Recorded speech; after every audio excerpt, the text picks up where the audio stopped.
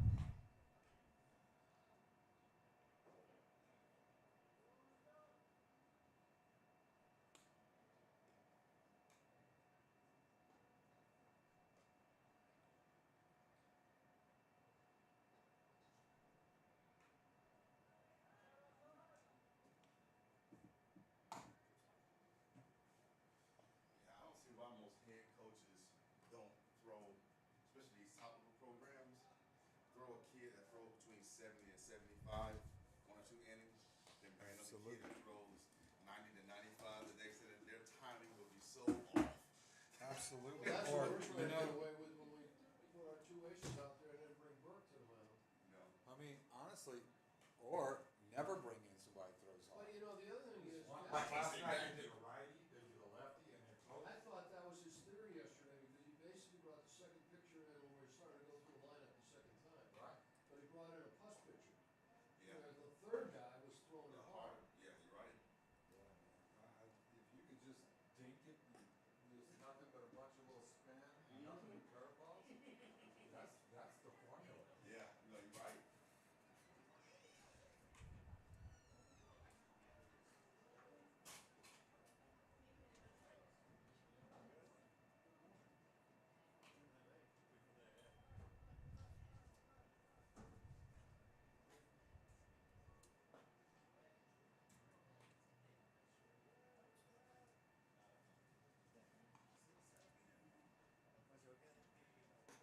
So what you think about the Secretary of State?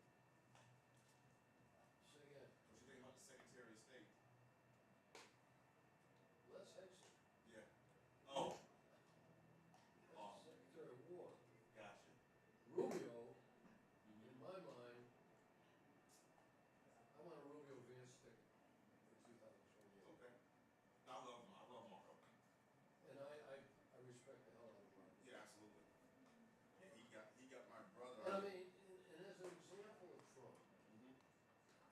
Rubio wants Cuba back for his own very real personal reasons, okay? And he'll make that happen. But You then think so? fucking Trump has to say yesterday, oh, by the way, on my way back from Iran, I'm gonna grab Cuba.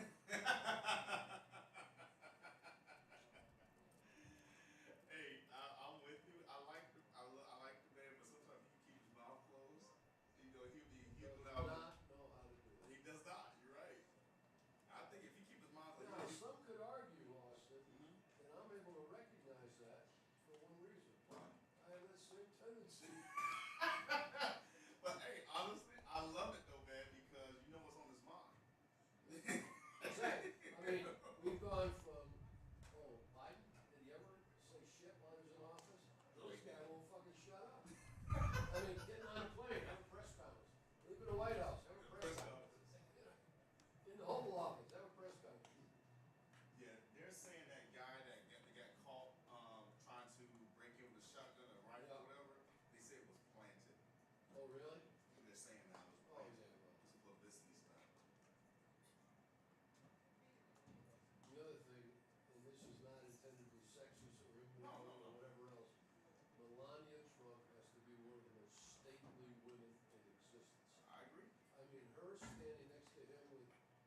king, and the queen look humpy dumpy, and she's just as resolute as shit. And she started to speak out, which I She think has. is wonderful. She has. I mean, she just went after Jimmy Kimmel. Yep.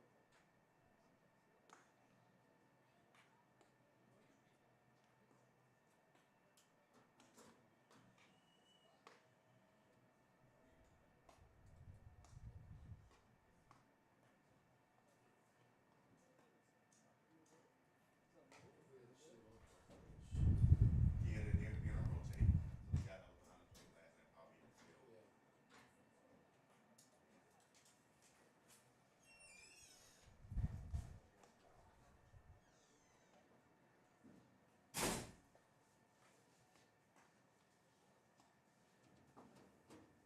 But yeah, I was never for this whole these social movements. It was so great in the '90s and before that, man, where everybody was just doing their own thing. Nobody worried about race, religion, or whatever creed or whatever.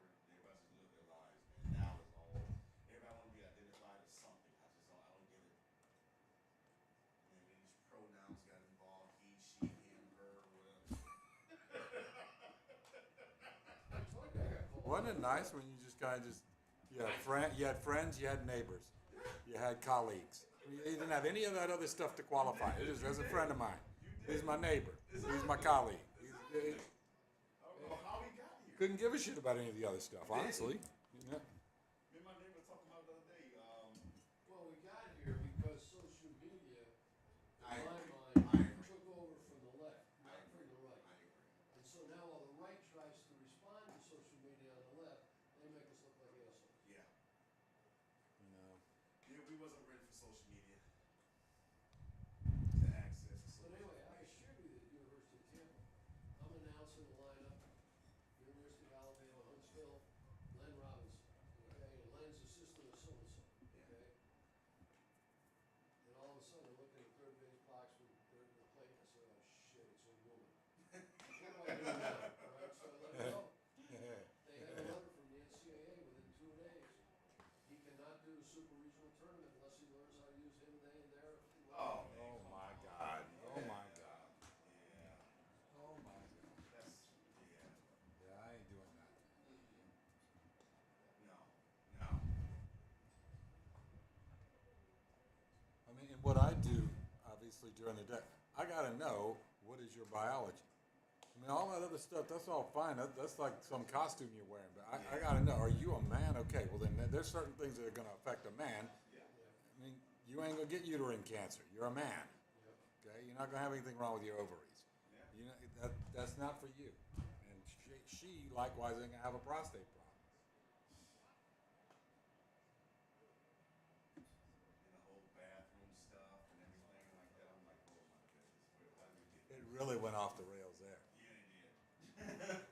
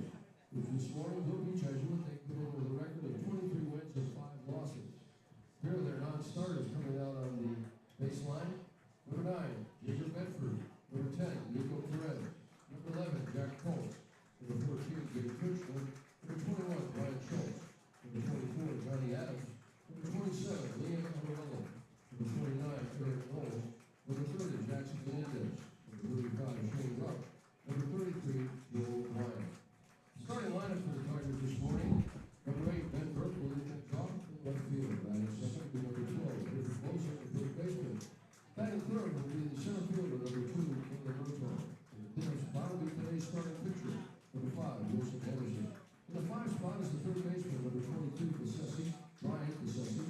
And in the 6th spot is a designated hitter, number 1, Griffin Sheffield, who will be batting for his former starting shortstop, number 4, Kaylee Wechter. Batting 7th is number 6, Brady Marshall, the catcher. Batting 8th is number 3, Hudson Rivera, the second baseman. And batting the 9th spot is the right fielder, Joseph Greco. Also coming down the line now are the assistant coaches, Lou Martinez, Tim Ball, Ryan Stanley, Mark Spencer, Gabriel Gibson, the manager, Keith Quinn, and the head coach, Miguel Hernandez. Now let's meet the home team. They come in with a record of 20 wins and 9 losses. Their 9 starters are Dane McClellan, number 4 and 5, Bailey White, number 6, Ryan Lindsay, number 7, Gary and Conder, number 8, Ryder Hill, number 9, Blake Walker, number 10, Alex Yee, number 11, Raylan Bolson, number 13, Neil Rothrock, number 17, Michael Watts, number 19, Tyler Davis, number 20, Cooper Walker, and number 25, Anthony Turner. The starting lineups for the Warhawks is off with number 1, Patrick Mazie, who will be playing shortstop. Batting second would be today's starting pitcher, number 15, Noah Ritchie. Batting the 3 spot is number 27, Jackson Spear. He's the first baseman and the designated hitter. Batting the 4th spot is number 2, Paul Worley, the left fielder. Batting in the 5 spot is number 23, Reese Sanchez, the catcher. Batting 6 is number 16, Hayden Whitfield, the right fielder. Batting 7 is number 3, Carter Jordan, the second baseman. Batting 8 is number 21, Paul Palestro, the center fielder. And batting 9 is number 22, Anthony Bender, the third baseman. The assistant coaches are Keith Stickbar, Rick Chapman, John Riley, Rich Baldwin, Elijah Morley, Ken Moffitt, and Nick Cardieri. The head coach is Adam Morley. The umpires for today's game, over first base will be Jack Roden, behind the plate will be Joaquin Burgos, and over third base will be Kyle Bulaba. At this time, we now ask you to please stand for an opening prayer to be followed by the playing of our national anthem as we honor America. In the name of the Father, and the Son, and the Holy Spirit, amen. Almighty God, we ask you for a blessing on all gathered for this contest between Jesuit High School and Seminole High School. We pray especially for the young men who compete here today. May they play to the best of their ability, free from injury, and according to the highest standards of sportsmanship. And may all of us in our daily lives seek to do your will for your greater glory. Through Christ our Lord, amen. St. Ignatius of Loyola, pray for us. In the name of the Father, and the Son, and the Holy Spirit. Amen.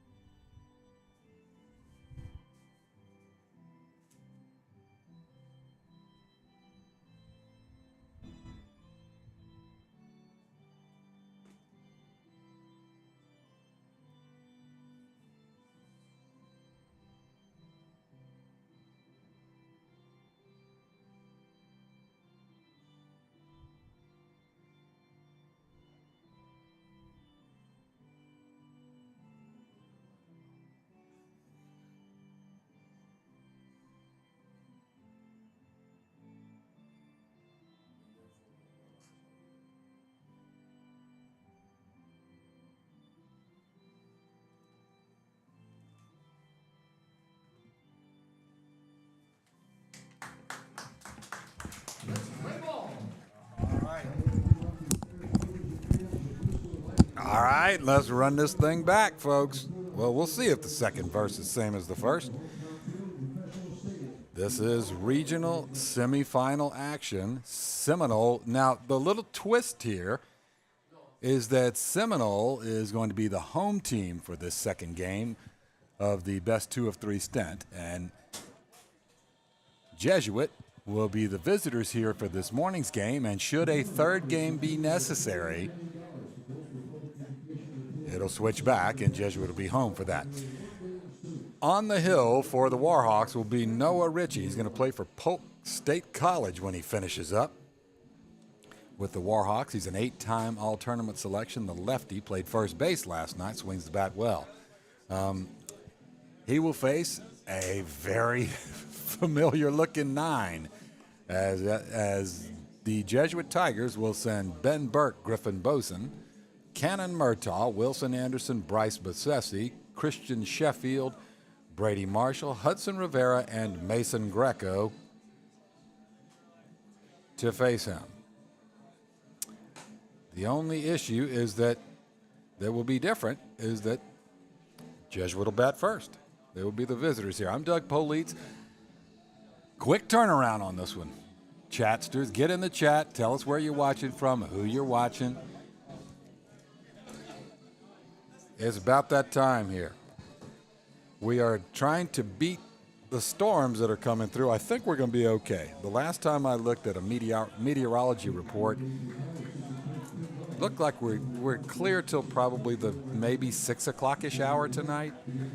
And even if both games are necessary, then that ought to allow us to get both of them in. All right, Ben Burke steps in. It'll be lefty on lefty to get this started. Richie works from the stretch. And we are underway as he kicks and delivers. And the first one is a breaking pitch that sails a little bit wide. And game number 2 of the regional semifinal is off and running here. Ben Burke watches strike one. That's another breaking pitch. So this was a heck of a game last night. Yes, Jesuit won 4-0, but it was 1-0 in the 6th inning. A lot of off-speed pitches.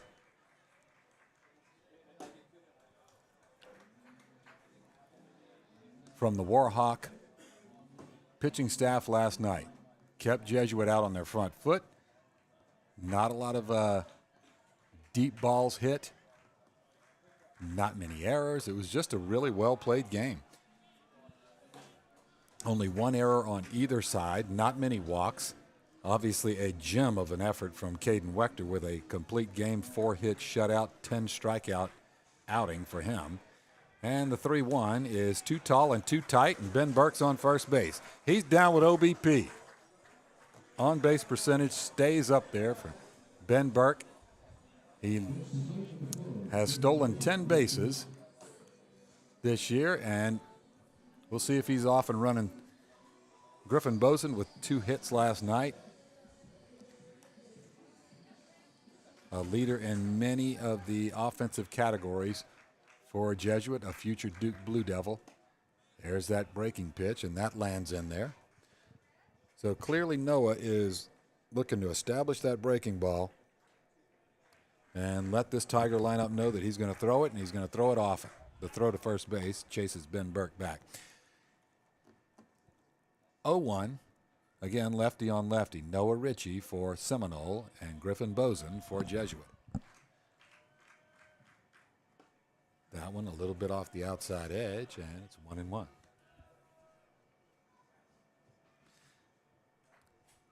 If you have not seen the video recap from Mike Gallagher from last night's game, it was outstanding. There goes Burke.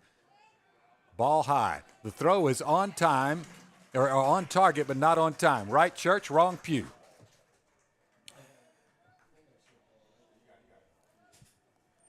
Stolen base for Ben Burke. And now the count moves to 2-1.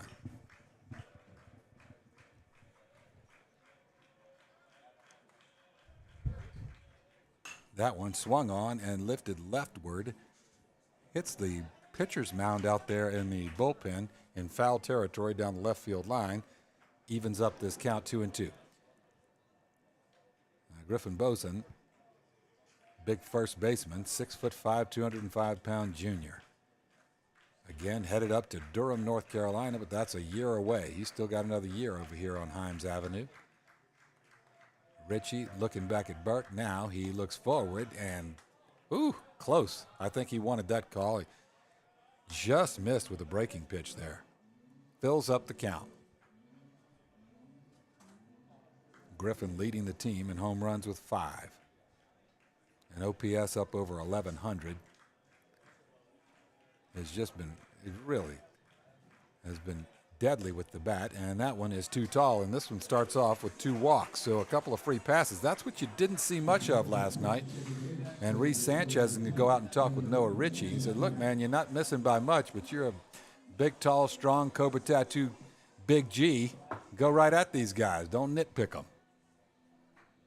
Cannon Murtaugh comes up, future Virginia Cavalier.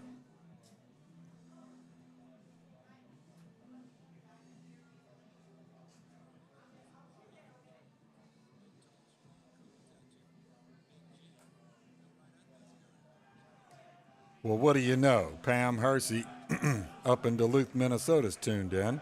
Diane Fultz in Ocala. Steady presence in the chat.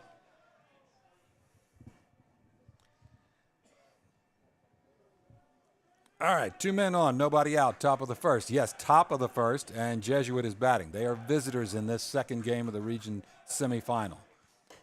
Squaring to bunt is Cannon Murtaugh, and he lets that one go up and out, 1-0.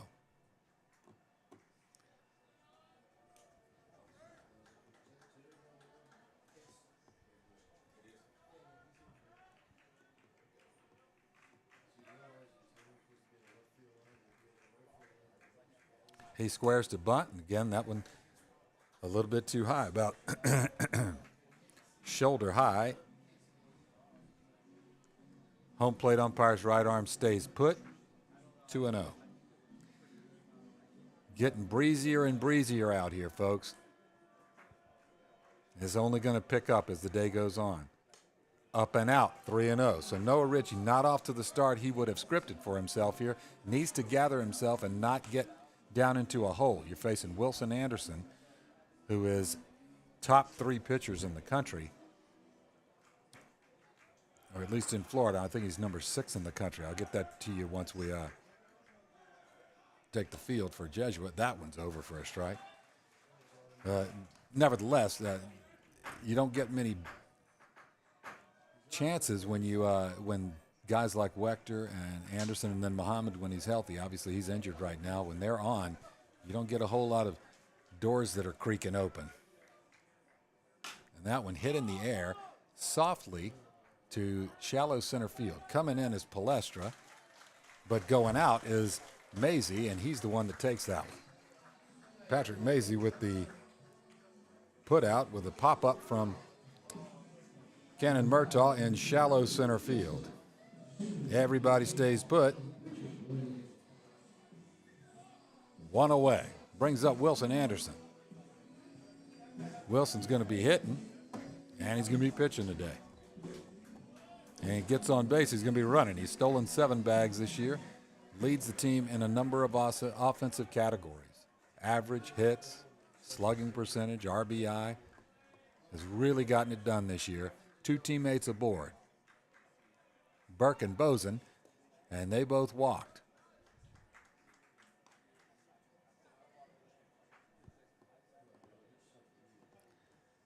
Anderson, a 22-time All-Tournament selection, a Team USA player a couple of years back.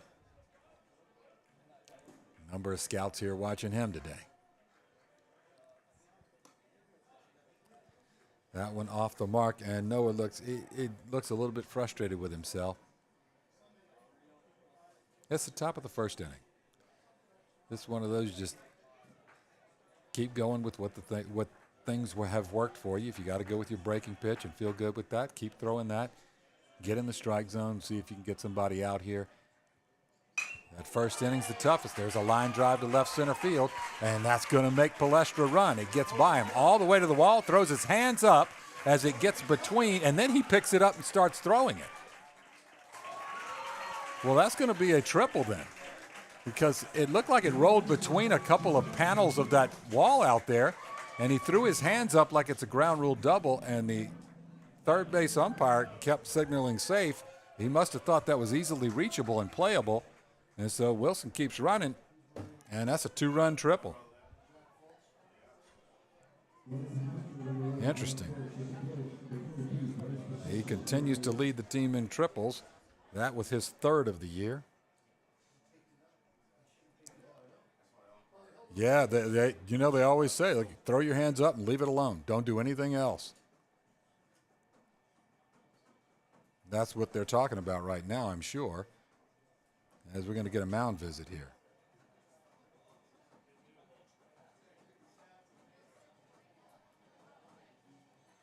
Courtesy runner, is that Jack Fultz, guys? All right, Diane, you awake up there in Ocala? Jack Fultz is running at third base.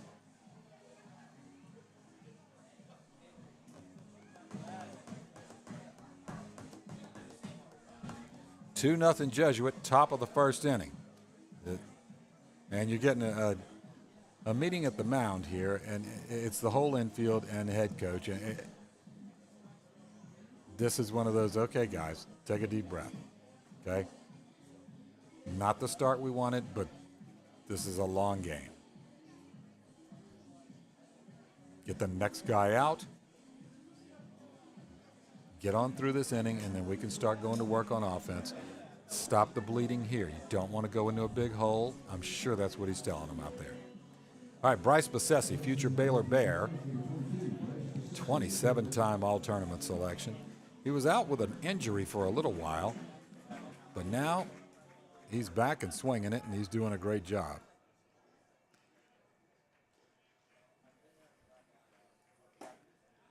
That is how you come out of a mound visit. Throws a breaking pitch, lands it right there into Reese Sanchez, doesn't even have to move his glove. The DeCarlos are watching from Raleigh as Vincent's up there playing for North Carolina State. Love it. Thank you, Lourdes. That is a ground ball tapped toward the right side, and it just trickles foul. Jackson Fear picks it up and tosses it back over to Richie.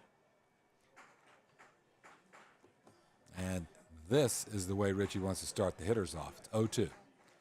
So again, lefty on lefty as junior Bryce Besessi, third baseman. Right now, you got to be thinking a ground ball, anything. I got to get this run in. There's only one out. Too tall, too tight. 1-1. There is some activity over in the Warhawk bullpen out there. A right-hander, I just can't make out who that is. Richie tilts and tosses, and that one is outside, nicely blocked by Reese Sanchez. Keeps Fultz at third base. Nicely done. Preventing runs is everybody's job, and Reese Sanchez did his part there. 2-2. Old Glory huffing and puffing out there on that flagpole today. It's only going to get worse.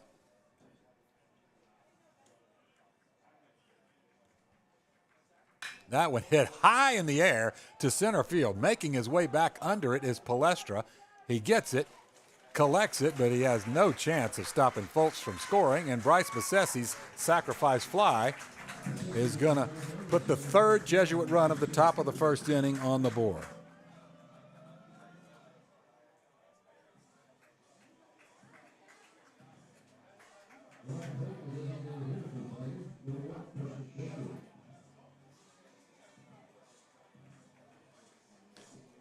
All right, that is now a 3-0 lead for Jesuit.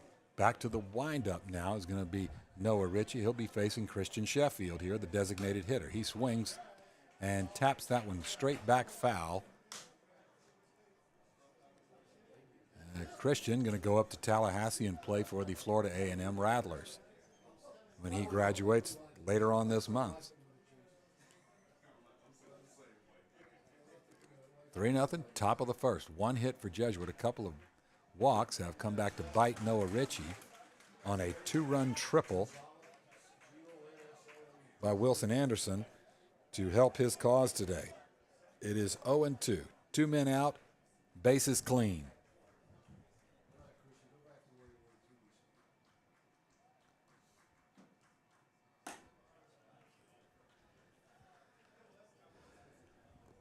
No center field camera today, folks, with the impending weather. We're going to give that camera and all the associated technology a break. Bounces that one in. Because if we start trying to do that, it's going to be technology 1, Colin Rivera 0. Sorry, Colin. I know he's watching.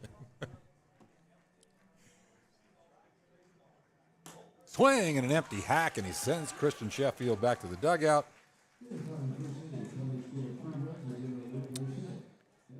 All right, top half of the first inning. The visiting Jesuit Tigers, 3 runs, 1 hit, no errors, nobody left on base. We move to the bottom of the first inning. It is Jesuit 3, Seminole 0. Okay, Wilson Anderson's going to head out to the rubber. And the 6'4 senior,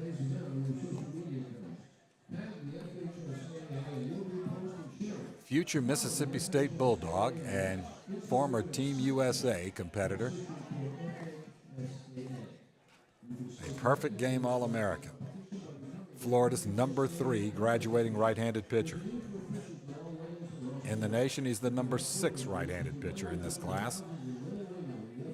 56 2/3 innings so far this year with 85 strikeouts against 22 walks, a 2.1 ERA, holding hitters to a 187 average. He basically 2 out of 3 first pitch strikes. 66% first pitch strikes. Fastball up to 97 miles an hour. Mixes it with a slider and a changeup. But, I mean, as you can imagine, at this level of baseball, you can throw it 97 miles an hour.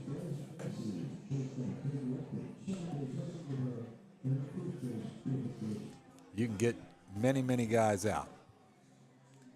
And if you got secondary pitches, well, then that's a tough recipe.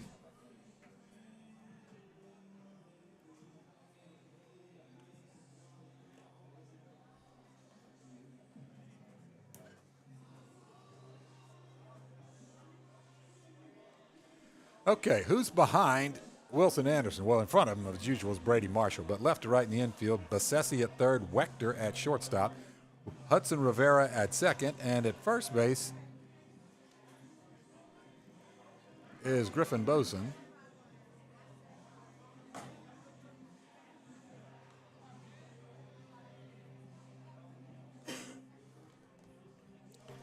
Left to right in the outfield is Ben Burke, Kenan Murtaugh, and Mason Greco. Interesting, Miguel Menendez in an interview had said, I got 3 center fielders out there, which is pretty accurate. All of them move great. They all have great instincts, breaks on the ball, and all can cover the ground.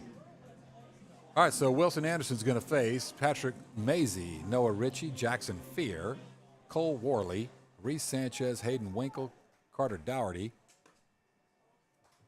Dalton Palestra, and Anthony Bendever. First pitch, ball, 1-0. Sort of an effortless 90-plus fastball there. Gets a foul ball back into the netting from Patrick Mazie.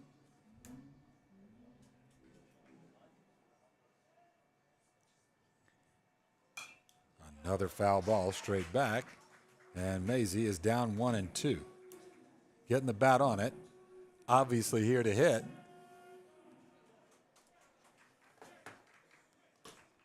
That one down low. It bounces in, and Marshall gets in front of it, knocks it down 2-2.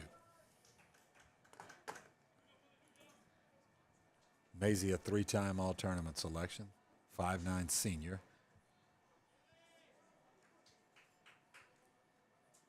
There is that breaking pitch, and this one starts like a lot of them ended last night, and that is with a strikeout on a breaking pitch. As last night, Wechter had his way with both his fastball and his slider. So let's see how pitcher versus pitcher goes. The first time these two squared off, Ritchie was pitching in the top half of the inning, and Anderson had a 2-run triple to left center. Noah Ritchie, lefty on lefty, future Polk State College Eagle, takes ball 1. He bounces one over to Bassesi, grabs it at his belt, fires it across, up to Boson, who stretches for it, grabs it, out number 2 in the books.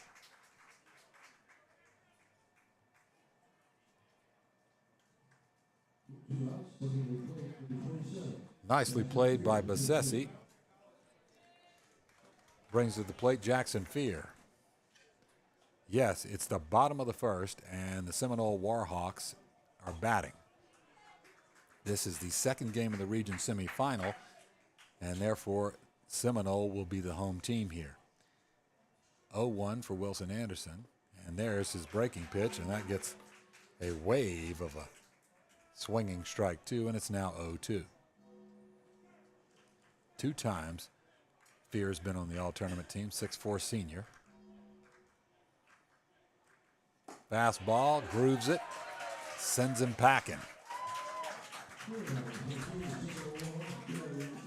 And Wilson Anderson with a 1-2-3 inning.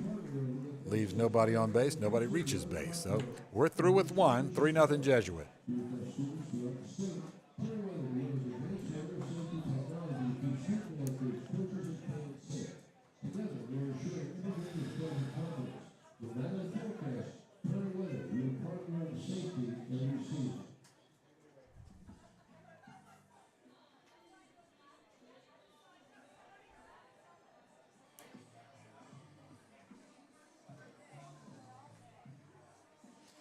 All right, set to face Richie for Jesuit is Brady Marshall, Hudson Rivera, Mason Greco, and then top of the order. Top half of the second inning here. Sort of gray sort of drifting clouds right now as the Tampa area prepares for a line of thunderstorms headed this way from the Panhandle later on this evening. And their proverbial cold front, which means it'll dip down into the 70s, I guess. Pam Hersey up there in Duluth, Minnesota saying, "Give me a break." Griffin Bosen's grandparents up in Iowa are just rolling their eyes at that one, I know. All right, Brady Marshall.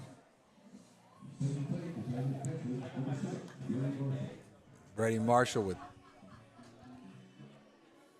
the better part of 30 singles this year. They're going to make him a key fob for first base over there. Clean count, clean base paths, top of the second.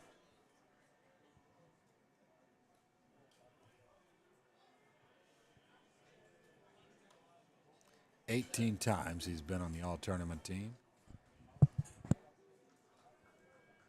Has been a 400-plus hitter all season long. Has just been as reliable as could be with the stick, with just a base hit machine.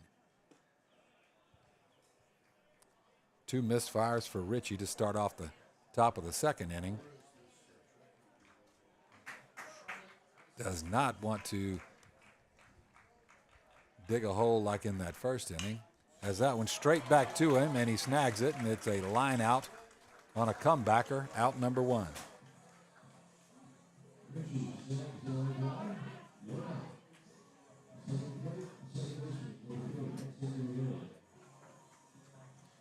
All right, Hudson Rivera up, the sophomore. 12-time all-tournament selection. Lets ball 1 go. Hudson's just been solid as a rock over there at second base.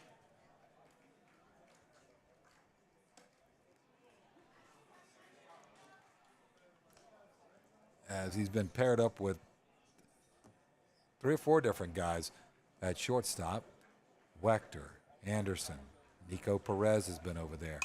That one is lifted toward the right side. Is it going to stay fair? No, it drops foul in shallow right field. And, of course, over there 2 steps away is Hayden Winkle. He covers more ground than pine pollen out there. There was one last night that looked for the life of me like that was an easy, harmless foul ball. He dove for it, almost made the grab. Guy's awesome. Okay, 1-2.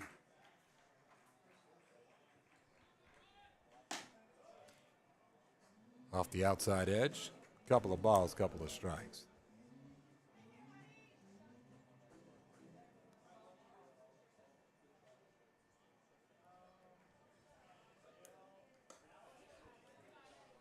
Up at the eyes, fills up the count. On deck is Mason Greco.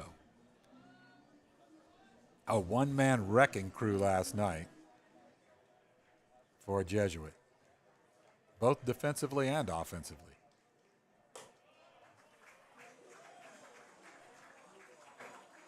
All right, up steps Mason Greco. And now Mason is statistically the leader in a number of these categories. It's just the sample size is small because he's only played in a handful of games here. When the injury to Muhammad moved Boson out of right field, vacating that spot in the lineup, and he took advantage of his opportunity. It's exactly how it's supposed to go. You get a chance, make the most of it, and prove you can play at this level. He has certainly done that, a 24-time all-tournament selection. The throw, Richie to Fear, gets Rivera back to first base.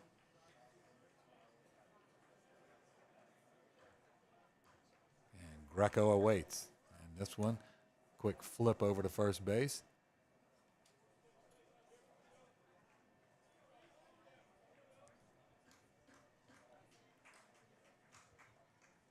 That one tapped foul over toward his own on-deck circle. And Ben Burke there to get it.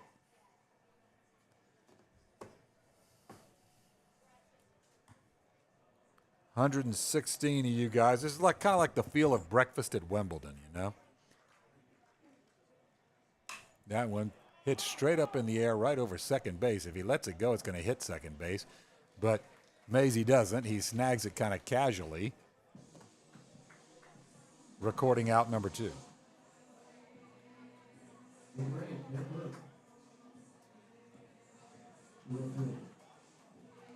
Nice job from Richie getting some non-lethal contact from the hitters that are contacting it. Just don't want to put anybody on base, that's all. No free passes. And that is exactly what Seminole avoided last night. Really clean baseball game. It was 1-0 in the 6th inning, as I said. I mean, one error. I think they walked 2 guys. Some great defensive plays. There goes Huddy. That one down in the dirt, but I don't know if they'd have gotten him anyway. Ball 1. What you got there, Mike? Stolen base, hey?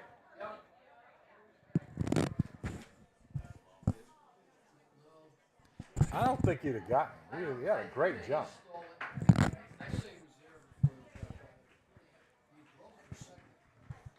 I'm no soothsayer, but I think he'd have stolen that base either way. Do they still have soothsayers nowadays? Or is that just a mythology thing? It's 2-0. Oh, yes, all you guys get to eavesdrop on all this nonsense. Aren't you so excited? 2-0. Ben Burke awaits, and he slaps it down the right field line. Foul over toward Terry Rupp sitting out in his golf cart out there. Isn't that Terry? Yeah. Look at that.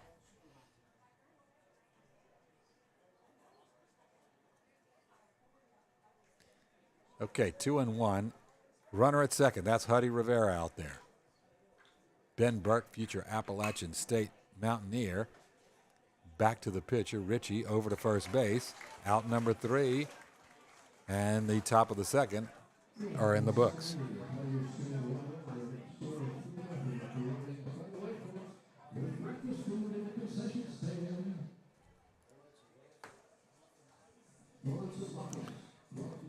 All right, guys, top of the second. No runs, no hits, no errors. 1 man left on base. It is 3-0 Jesuit.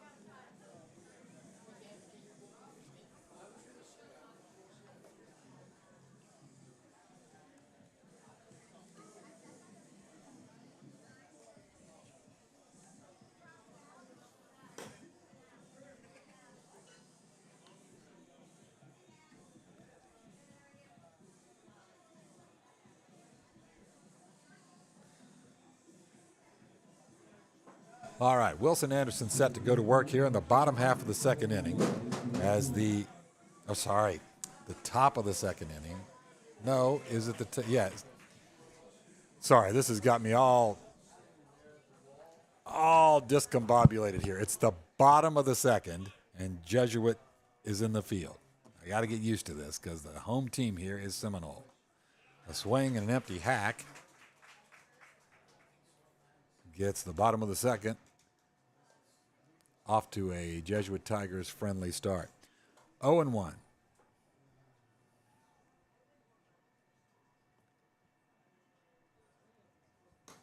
There's that slider, and man, it's got this sharp break, and you kind of get these sort of half swings. Cole Worley sort of a wave at that one now. He usually comes back with the heater, and he does, and that one right in on the hands. Popped up in foul territory right in front of the first base dugout. Bosen's got it easily. For out number one.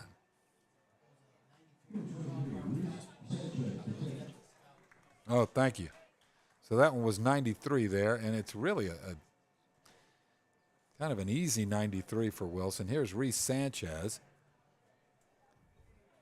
the catcher. There's a fastball, and that had a lot of zip on it. That one's 95. When he really, really digs down deep, he'll pump it up to 97, 98. That's an attempted breaking pitch. Stays a little bit high, a ball and a strike.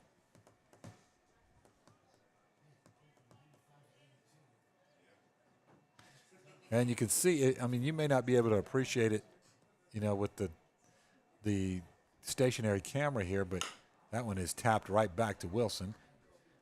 Underhand toss over to Bosen. Out number two. Weak contact. Not deep into counts. This is a recipe for success. Don't have to strike everybody out, of course. Wilson with 16 pitches, 12 of them strikes. He's sort of copy and pasting Wechter's effort from last night. Now he'll face Winkle, who attempts to bunt but pops it back into the screen there on a 94-mile-an-hour heater there. 0-1.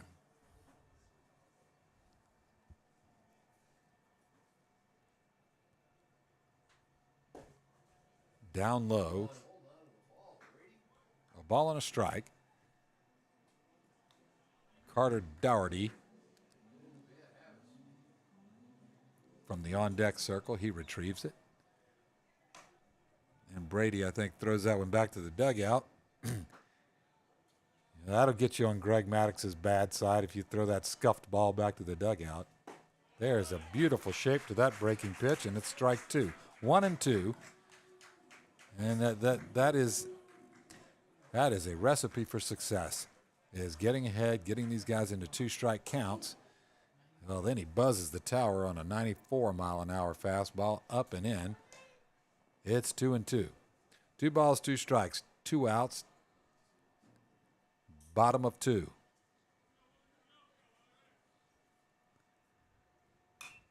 That one fouled away. Right fielder Hayden Winkle not ready to head out yet.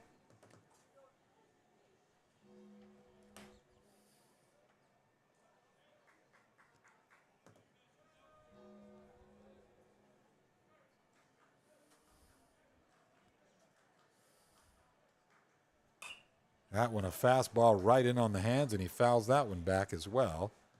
Staying alive. You got that infamous Undertaker gong from DJ Austin Ford. You got to love it. Into the windup. He kicks and delivers, and that is tapped foul on a breaking pitch. So we've gone foul ball, strike, ball, and then foul, foul, foul. So Hayden Winkle, this is the deepest count of any Warhawk in this series so far, I believe. Fastball, called, strike 3 over the outside edge. Catches him looking. Another 1-2-3 inning for the Warhawks.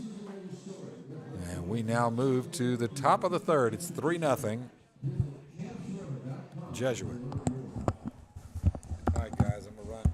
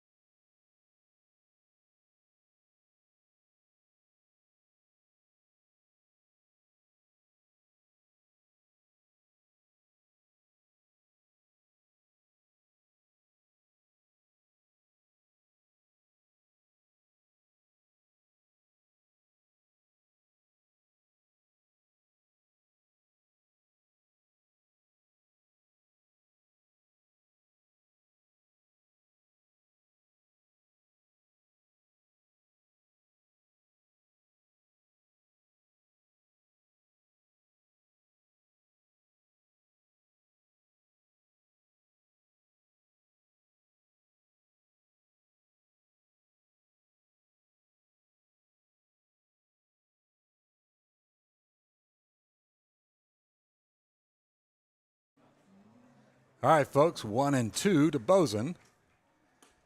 A half swing. Did he go? He did go, and that's going to send him back to the dugout on a strikeout. Had a quick break there. I'm back at it. Thank you for Austin Ford filling in on my little iPad here so I can keep up. 3-0, or 3-0. We've got Cannon Murtaugh up. Swings, lifts it in the air. Starboard side. Foul territory. Hayden Winkle, of course, there. He grabs it. That's an out.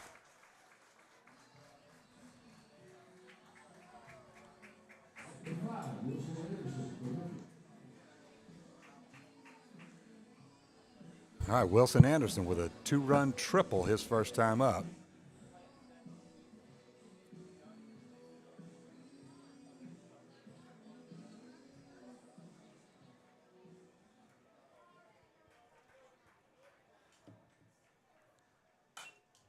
That one fouled straight back.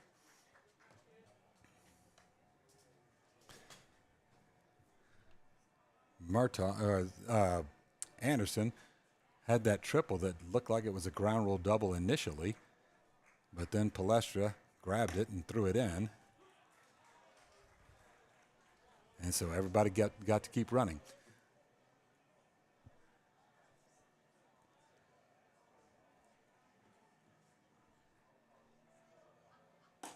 Off the mark, 1-2. Mike, should be 0 in the bottom of the second up there. Hard for me to get used to Jesuit being the visitor. All right, 1-2 to Anderson. Ritchie delivers. Too tall. It is now 2-2. So far, Noah Ritchie, 52 pitches, 25 strikes, 27 balls.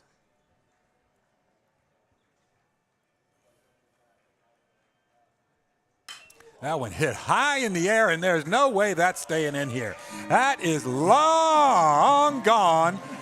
Bounces on the track out there way beyond the left field wall. And Wilson Anderson with a triple and a home run. And by the way, he's pitching a shutout. Jesuit up 4-0.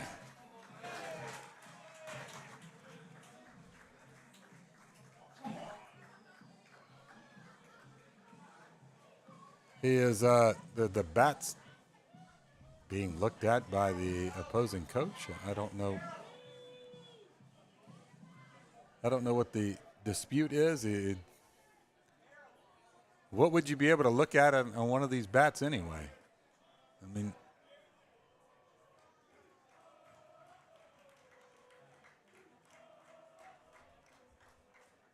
the bats are presumably checked out before the game by the umpires.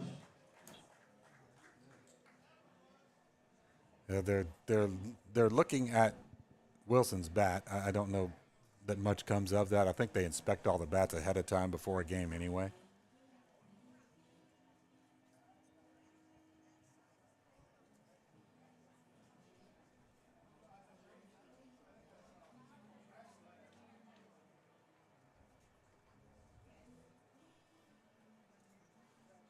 Miguel nodding a lot. I don't know that anything comes of this. We'll see. They're going to talk to the Warhawk coach as well.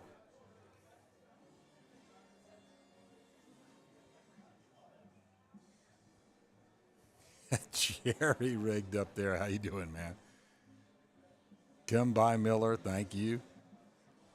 Yeah, I'll let you know if anything, if I get any intel on this, but right now it's a home run in the top of the third, and Jesuit tacks on another run on a Wilson Anderson home run.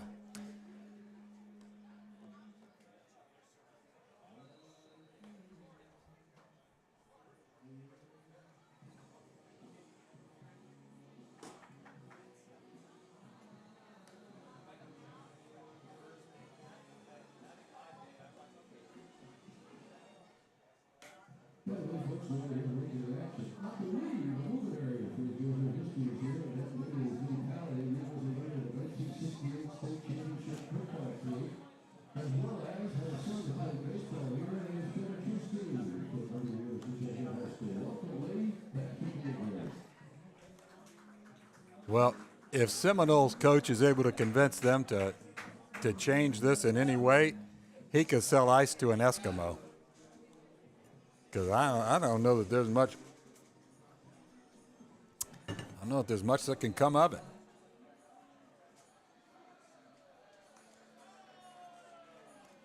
And he's hearing it from the Jesuit faithful now.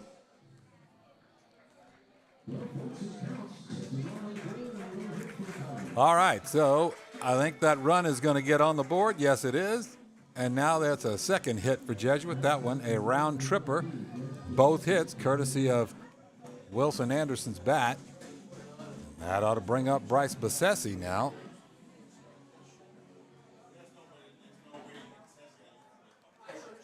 All right, Bessesi with the sacrifice fly, his first time up. And he lets that one go a little bit outside. A ball and no strikes. Top half of the third inning. 1 run in, 2 men out. Little inside. 2-0. Again, no center field camera here, folks, for this game as the wind and the weather. If we did have it, I think I'd be getting a lot of comments in the chat about how the camera is shaking and all that from the wind. And that one got Bessesi on his back hip, his lead hip, so he'll get a base on balls. No, BB is not just his initials.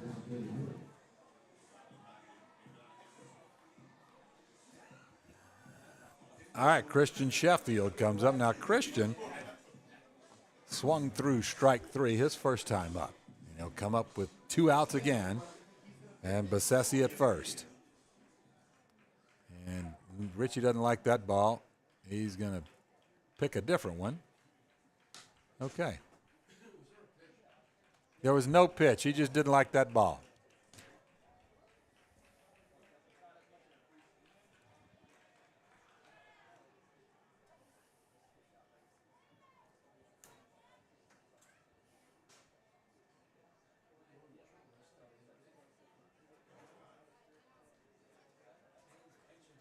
He kicks and delivers, and that is swung on and swung through.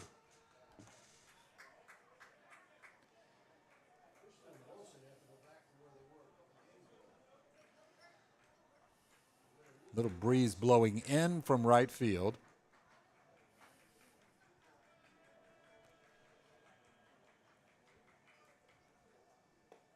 That's a breaking pitch, and that one lands in there. Nice looking breaking ball from Richie. It moves the count to 0-2. Marshall on deck, hoping to get a chance to swing it this round. We'll see if he's able to. That one outside, a tailing fastball, and Sheffield does not chase. 1-2. All right, Richie with 59 pitches so far, 28 strikes, 31 balls.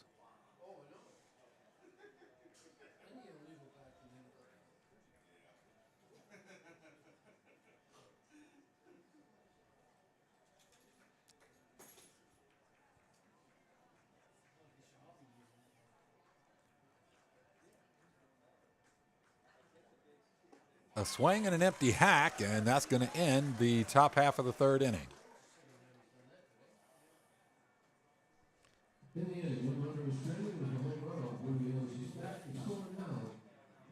All right, 1 run on 1 hit, the solo home run. No errors, 1 man left on base. We move to the bottom of the third inning. Jesuit 4, Seminole 0.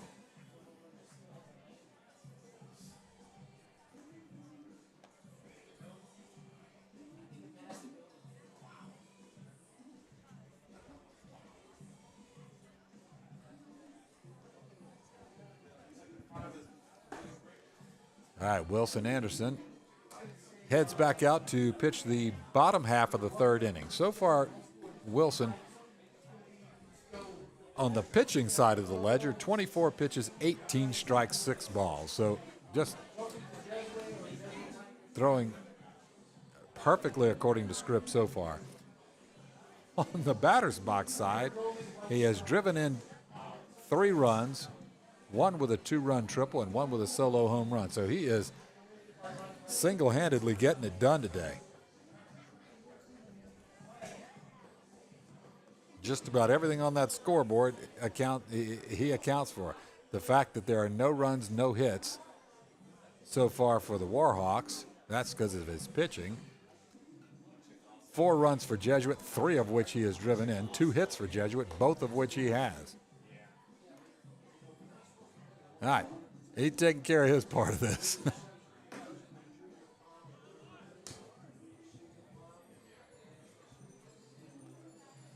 All right, Carter Dougherty, Dalton Palestra, and Anthony Bendever are due to face Wilson Anderson. And now Wilson's got a 4-run lead. Dougherty with a single to right field last night.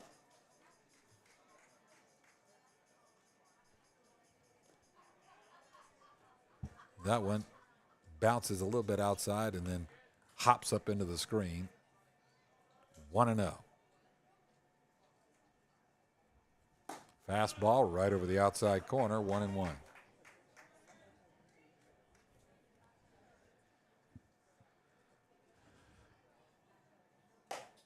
Same spot, same result, 1-2.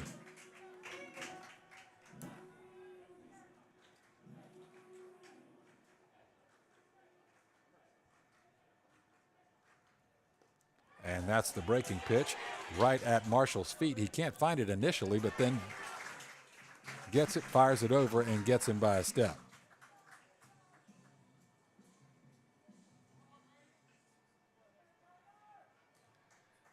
All right, 1 away. Dalton Palestra, the center fielder, comes up. It's his first crack at Wilson Anderson here in game number 2.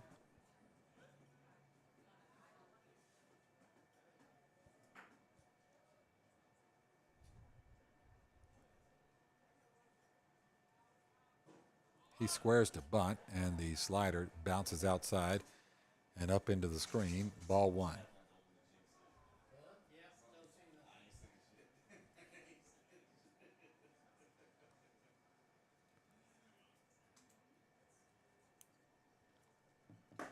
Fastball, and that had a lot of zip on that one. Called strike 1.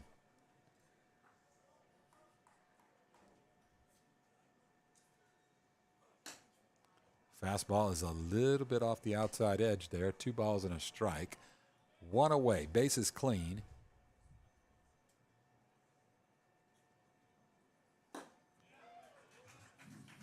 Breezy but empty hack there. 2-2.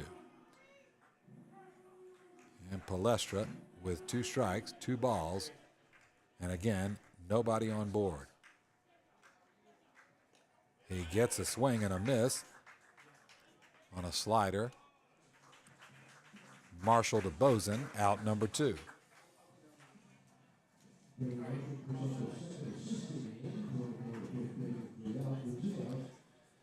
That brings up Anthony Bendever.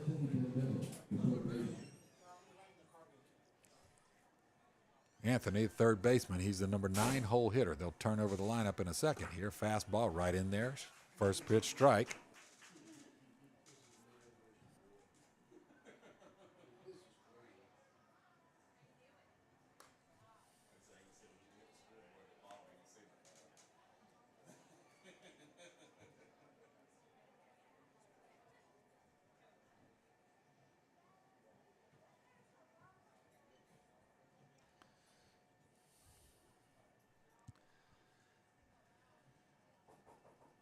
A swing and an empty hack on a really sharp breaking darting slider there. Just kind of a half swing. It breaks so late in its flight to the plate that it generates these sort of half-hearted swings. Fastball just off the mark outside. I think by the body language, Wilson thought he was going to get that call there, but it was a little bit off the mark. Thank you.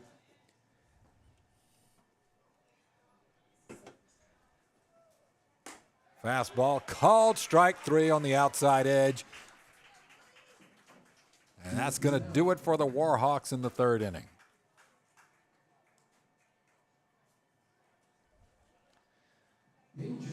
3 up, 3 down. We move to the top half of the fourth inning. Jesuit up 4-0. Due up is Brady Marshall, Hudson Rivera, and Mason Greco. By the way, folks, we have a device that's been turned in. See when the case is red. Well, the case is caused here on the break when you rock with the red color. Now that's pretty interesting. It's kind of entertaining here. Somebody lost a cell phone, and they brought it up to the stadium announcer, our good friend Mike Letting. He's from a different generation, and so Mike looking down at that thing trying to describe to the audience what he was looking. It's like a millennial looking at a postage stamp, you know? Like, what do you do with this thing? It's a red cover, and it has the screen. I'm exaggerating a little bit, but, you know, never let the truth get in the way of a good story, hey?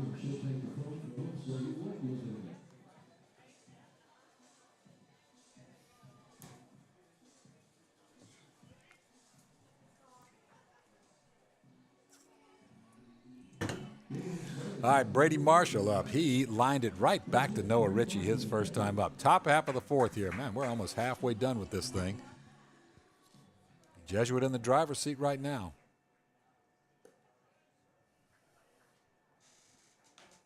Takes low, 1-0.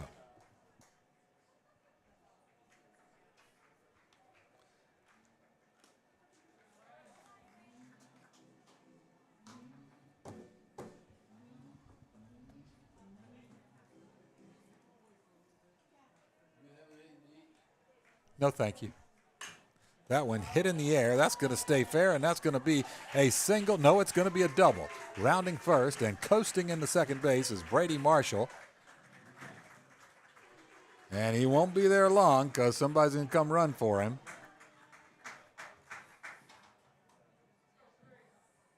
You know, if I was anybody on that Jesuit team, I'd consider the fact Brady Marshall for giving me an opportunity to be a designated runner. Right now, Jay Kirchner is on the second base.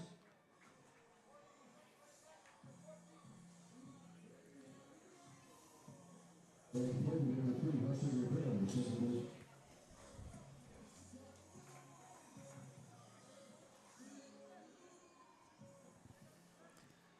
All right, Hudson Rivera. Nobody out, one man on. That's Jay Kirchner out there running for Brady Marshall, who led off with a double down the opposite field, left field line. Hudson walked his first time up.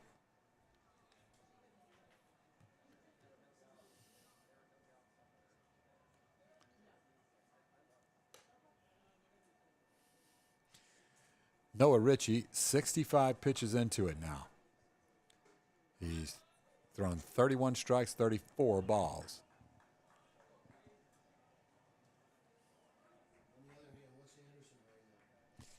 Anderson's at 38 pitches, 27 strikes.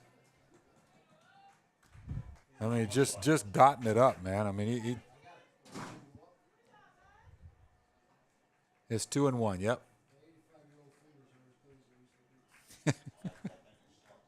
You're pretty sharp over there, man.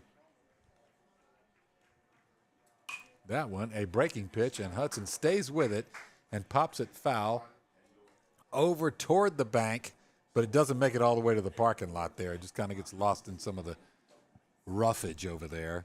It's now 2-2. 2 balls, 2 strikes. Man on second. That one popped up foul behind the grandstand here. That's going to break up the party at the grill back there.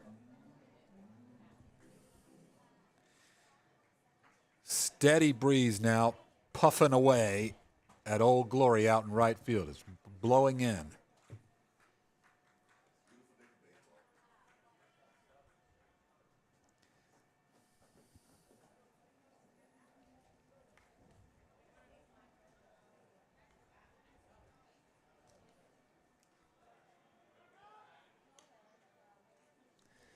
I like this. You know, I'm looking at the chat here, guys. It says YouTube throws this thing in. Welcome to live chat. Remember to guard your privacy and abide by our community guide.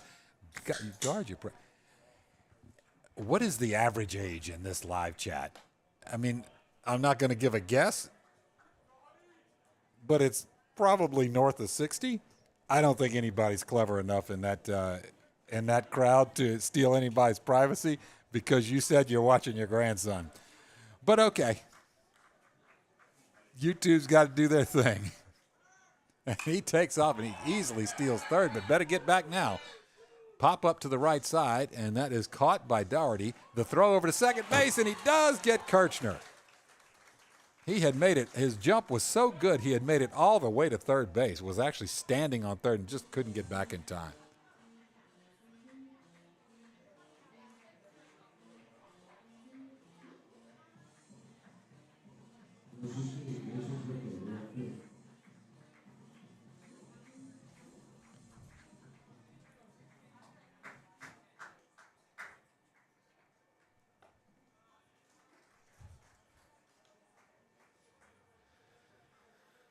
All right, Greco takes strike one.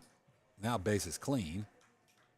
And he swats that one foul toward the on-deck circle. Ben Burke grabs it, tosses it in. It's quickly 0-2. So the score now is what the score ended up last night, 4-0 Jesuit. And that one hit on the ground, backhanded nicely, and flipped over to first base across the diamond to Jackson Fear, who's so tall and can stretch so far. It was a little off the target, but it doesn't matter. The guy can catch anything within about a 5-foot radius over there. So Maisie to Fair for the 6-3 ground out. All right, we finished the top half of the fourth. No runs, one Jesuit hit. No errors, nobody left on base. Headed to the bottom of the fourth, 4-0 Jesuit.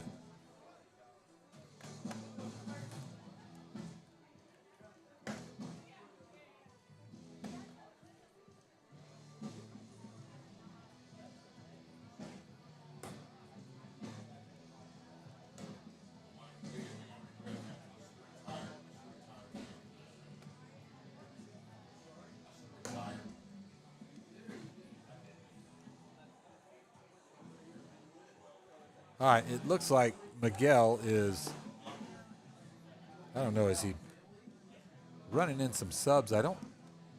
Hey, it looks like a sub at shortstop, guys. Okay, yep. Looks like Nico Perez is in at shortstop.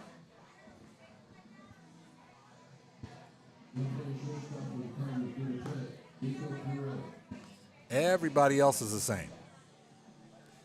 Bassesi still at third.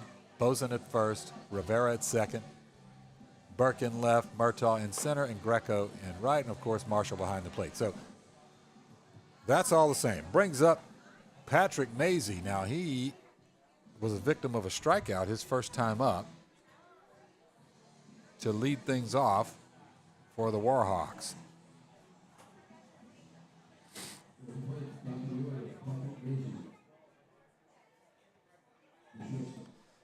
All right, Wilson, 38 pitches so far, 27 strikes. There is that slider, and it slides across the outside half, called strike one.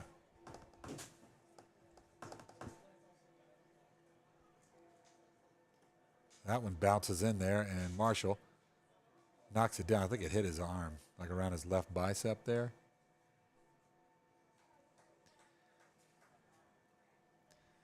It's pretty hot out there. He must, what are we in the, we're in the fourth inning. And Marshall, he's had a few in the dirt. Just that slider just dives into the dirt sometimes, so he's blocked a few of them. And it's hot out there, so he's been working hard. He must feel like he's been wrestling around in a wool sock. Raise your right arm more than once. 2-2. And in comes a ball from the bullpen. No, it's not a ball. That's like a little candy wrapper or something. Oh, no. Maybe a little protein bar wrapper or something. It's like that Forrest Gump. Remember that little feather kept flying away every time they got close to it? And a sinking liner and a diving catch by Mason Greco. Surely looked like off the bat that was going to be the first single of the game for the Warhawks, but Greco says, not on my watch.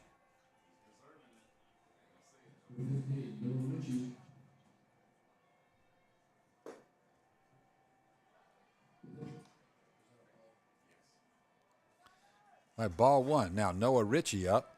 His second time to face Anderson. That one hit hard into center field, and the first base hit for the Warhawks has now been secured. He sure was, yep. He had been running a perfect game into the fourth inning here. And there is the hit single, so he is running for himself, it looks like. And Noah Ritchie, he gets in on the hit action. The pitcher's doing it all today. He is pitching, or he is running? Okay. Okay. That one, a high chopper back to Wilson. No play at second. Soft toss over to Griffin Boson at first to get Fear on a 1-3 ground out.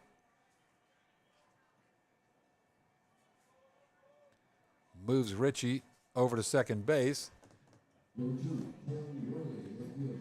And now Seminoles got somebody in scoring position. Worley popped out in foul territory over here to Boson in the second inning.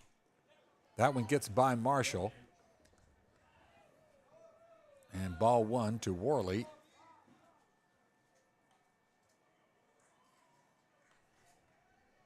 You're going to have Ritchie advancing to third base as it gets by Marshall. All right, 2 men away, 1 man at third, and Cole Worley, who, again, popped out in foul territory on the first base side, his first time up. Here's the 1-0 in the windup from Wilson Anderson. He slings it, and he gets a slider that is swung through for strike one. Just such a sharp, darting break to that pitch.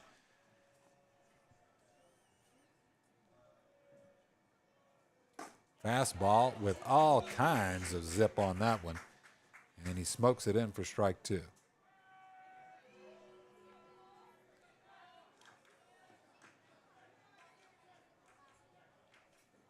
He gets the swinging strike three on the slider down in the dirt. It is blocked, scooped up, and slung over by Marshall to end the inning.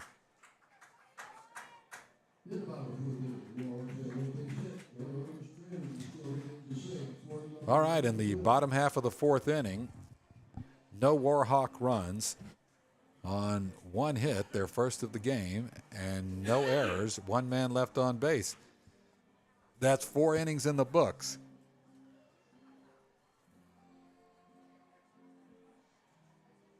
Jesuit 4-0. We're going to have a new pitcher here, number 13, who is Neil Rothrock.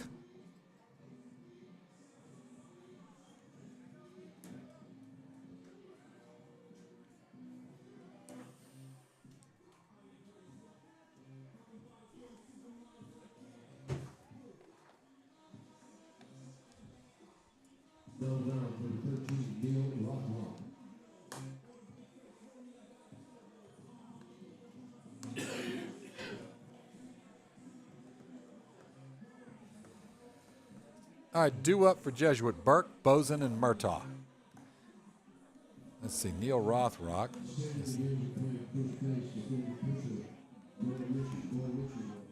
Noah Ritchie is going to stay in and play first base now.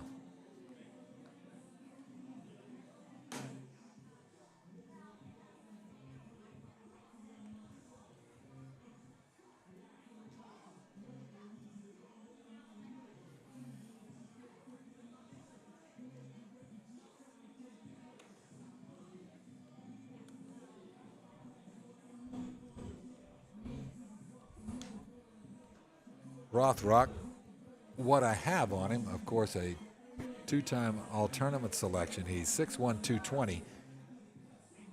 The latest thing that Perfect Game has on him, and I think that's about a year old, is an 84-mile-an-hour fastball. It looks a little bit quicker than that, just to my eye here. Unscientific as that may be. 200 plus of you watching here on a Saturday afternoon, a beautiful Saturday afternoon for now. Supposed to get ugly in a little while.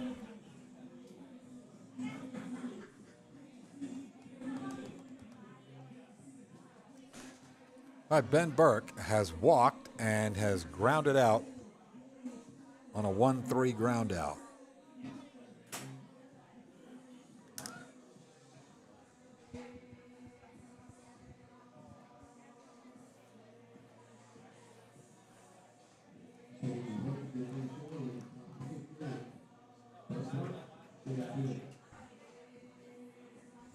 There is some more activity over in the Seminole bullpen. I mean, you empty the tank here. Right now, you're 3 innings away from the season being over if you can't put some runs together here. Jesuit looking to extend the lead. Rothrock starts him off with a breaking ball that's a little too low. One ball, no strikes to Ben Burke, future Appalachian State Mountaineer. That one's in there. Took the umpire a second to make a decision there. It's 1-1.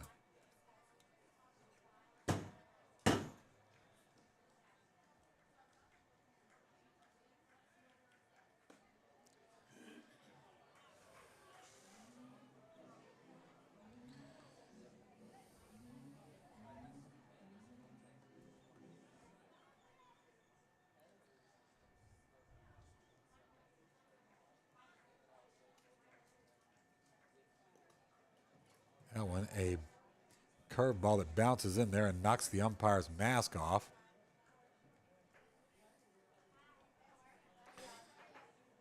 So Sanchez buys him a little bit of time. Burke goes and talks to Menendez again. Gentlemanly part of the game.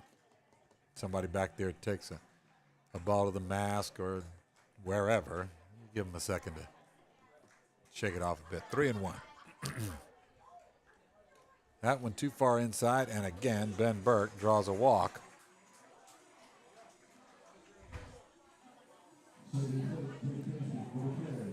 That brings up Griffin Boson.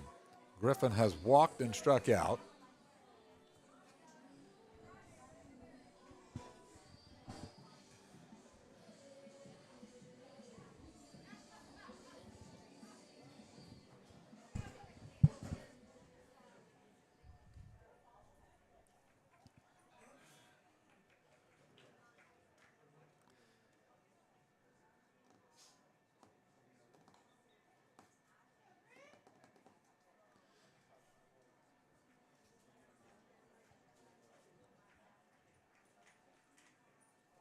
There's his breaking pitch. So he's led both batters off with that pitch.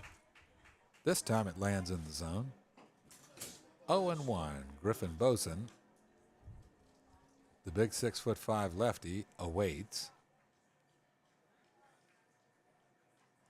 He twirls and hurls it over to first base, chasing Burke back over there, who has drawn his second walk of the game. So again, BB is not only his initials. I think he now leads the team in bases on balls. I think he's up to 25, 26 now.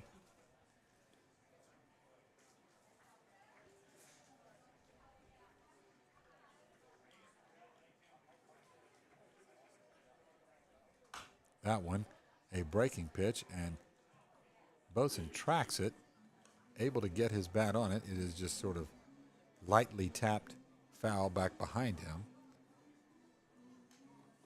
Count stands at 0-2. Murtaugh on deck.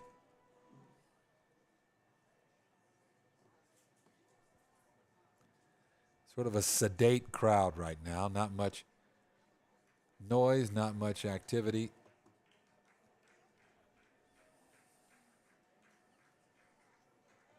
in the bleachers right now. 0-2. There's that breaking pitch, and that one's too tall, even to a 6'5" guy like Griffin Boson.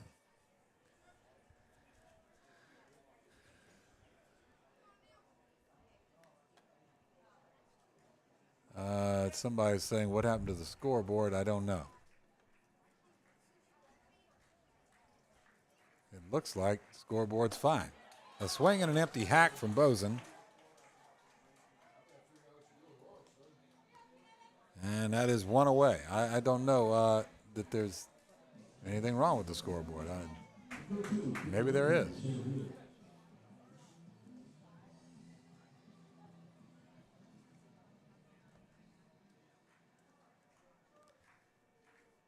All right, Cannon Murtaugh up. He has popped out twice so far. That one, a straight overhead fastball.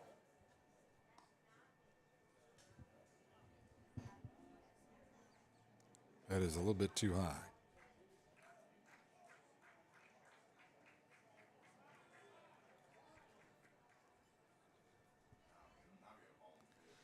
Got another ball that has come in from the bullpen.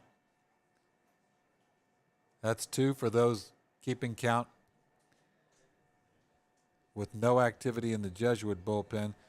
That's usually for one that comes trickling in down here behind home plate.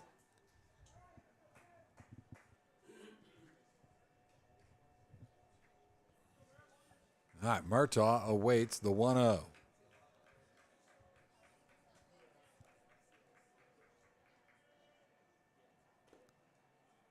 Breaking ball down and dusty.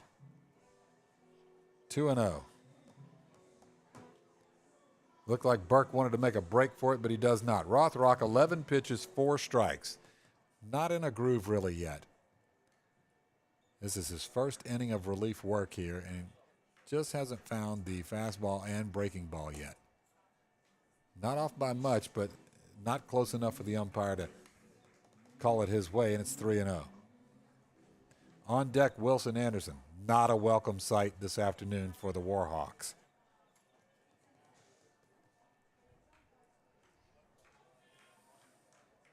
That one slapped down the left field line, out of play. It hit the mound out there in the bullpen and then skipped up over into the construction site out there. And the count moves to 3-1. 4-0. Top of the 5th. Regional semifinal. That one's a breaking pitch, and that one is a base on balls. All right, we're going to get a mound visit here. So Cannon Murtaugh draws an actual walk, not a victim of target practice, as he has been 13 times this year. When you're calculating OBP, it doesn't matter how you get over there out of a walk or a hit by pitch. But it's a little less painful when you just get 4 balls. All right, Wilson Anderson set to visit the batter's box for the 3rd time today. His first time, he hit a 2-run triple. His second time, he hit a towering home run over the left field fence, bounced on the track way over in the around the football field over there. So Wilson now ready for his 3rd opportunity here on offense. And the reverse pivot from Rothrock to keep Burke at second base.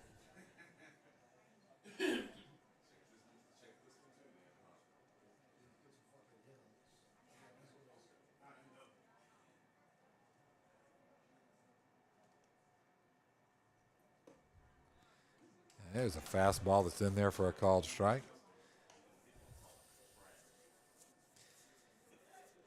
Wilson's been hot as truck stop coffee these last few games.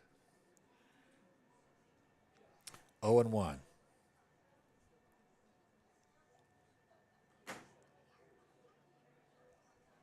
That one swung on and fouled into the bleachers. It sort of ricocheted off the top wire of this netting, and that took a lot of its beef out of it, and then it just sort of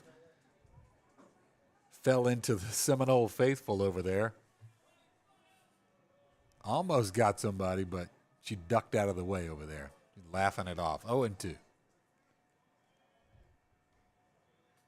Wilson chokes up and awaits. That one's wide, 1-2. Future Mississippi State Bulldog. Unless, of course, he decides to move the timeline up for his professional career. 1-2.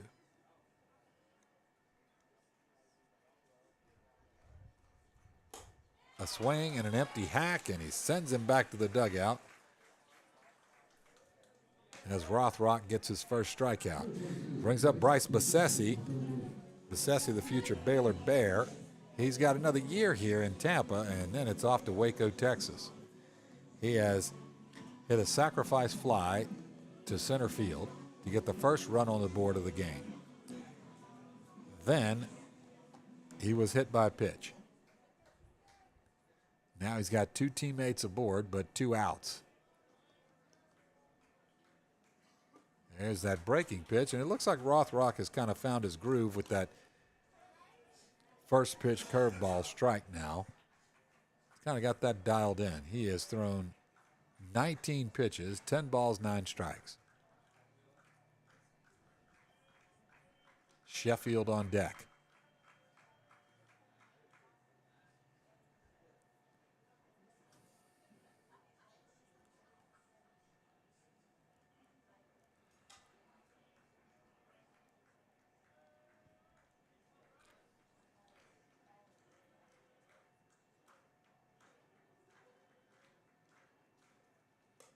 There's a breaking pitch, but that's too high.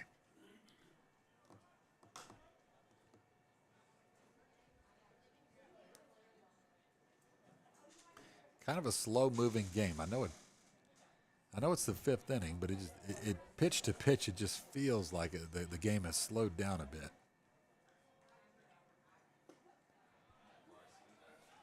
That one's in there. Bessesi didn't like it, didn't pull the trigger, and is now 1-2.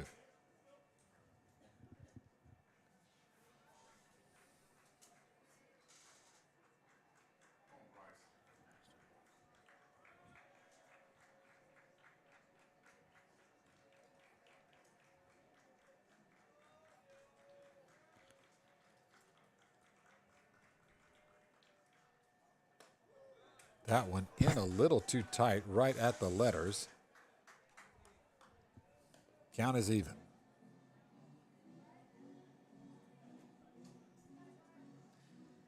Deuce is wild. 2 balls, 2 strikes, 2 outs. Man on second. And man on first, so 2 on. A long, long look in from Rothrock. He comes set at the belt and then steps off.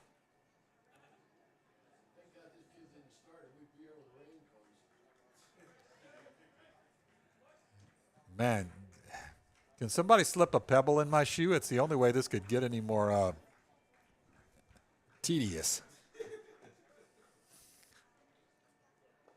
A swing and an empty hack, and he's going to have to throw him out at first, which he does, and that retires the side.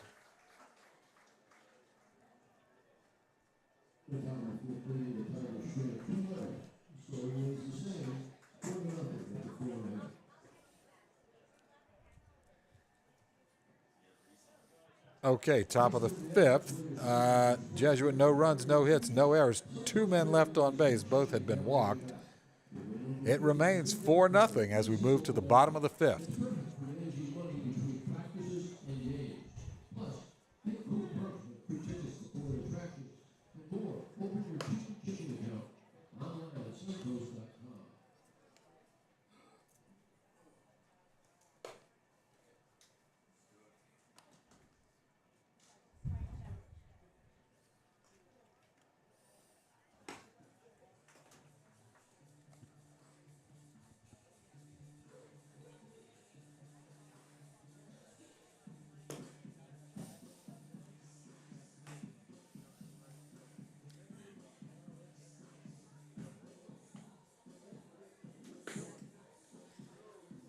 No way. DJ Austin Ford is dialing up Vanilla Ice now.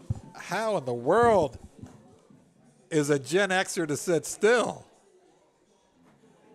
Ugh. All right, due up Reese Sanchez, Hayden Winkle, and Carter Dougherty. Right now, Wilson Anderson, 51 pitches, 36 strikes, and 15 balls. He does listen. Set to face the Warhawks here in the bottom half of the fifth inning.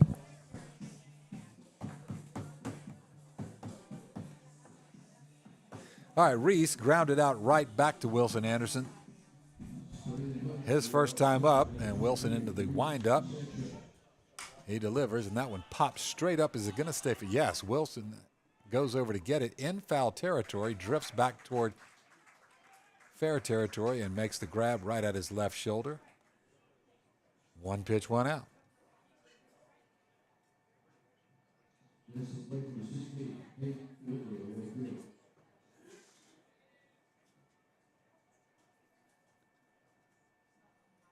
That is efficiency. Ball one. Like I said, it as you know, you get into May here in Tampa, it starts getting pretty hot, so you start feeling for these catchers. That one, bouncing ball over to Hudson Rivera. He gobbles it up and slings it over, and he gets him by a step.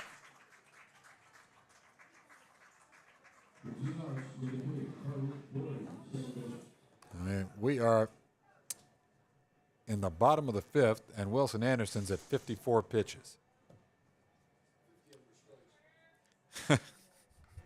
38, but you make a good point. That one bounces in there. Carter Dougherty, he struck out and then had the catcher to first base drop third strike routine to get him out his first time up, and that one is sliced over into the bank parking lot.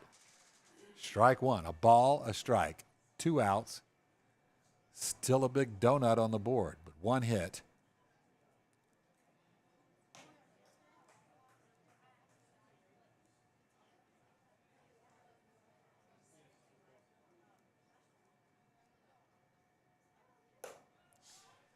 Too tall, 2 balls and a strike. It's kind of interesting to look up on the scoreboard where it says guest and then it says Tigers. But the Tigers are the guests in this game. So I know on the live stream you can't make out the scoreboard out there in right field. Believe me, it's hard for me to as well. Swinging an empty hack on a breaking pitch.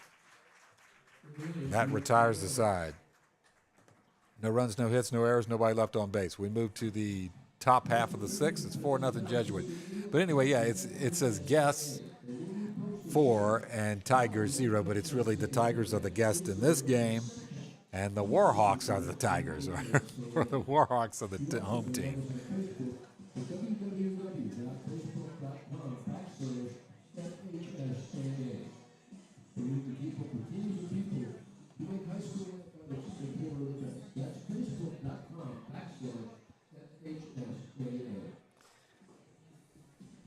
Now, it's not that I'm encouraging this from you live streamers, but if you were to have some drinking game and you take a sip of your mimosa, every time Mike Letting says FHSAA, you would be quite tipsy at this point.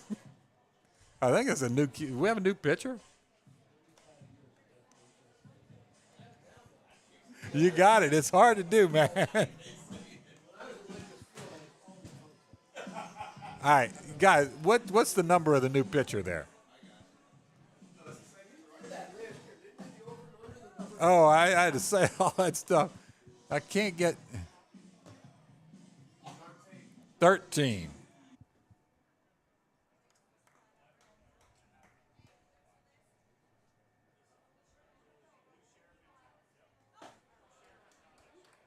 Called strike.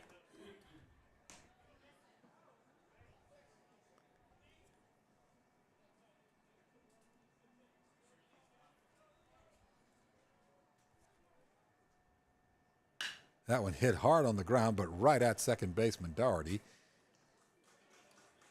Fields it, flings it over. out number 2 is in the books. All right, let me see. A couple of little technical snafus here. Let me see. Nobody's saying anything, so everybody must be able to see it fine.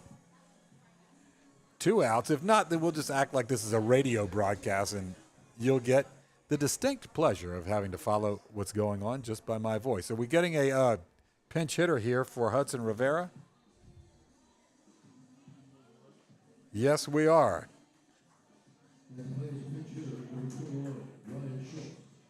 All right, Brian Schultz is going to pinch hit for Hudson Rivera here. A swing and an empty hack on a breaking pitch. And again, so far, that seems to be the preference. Rothrock leading off with the breaking pitch. And that time he held on to it through his motion.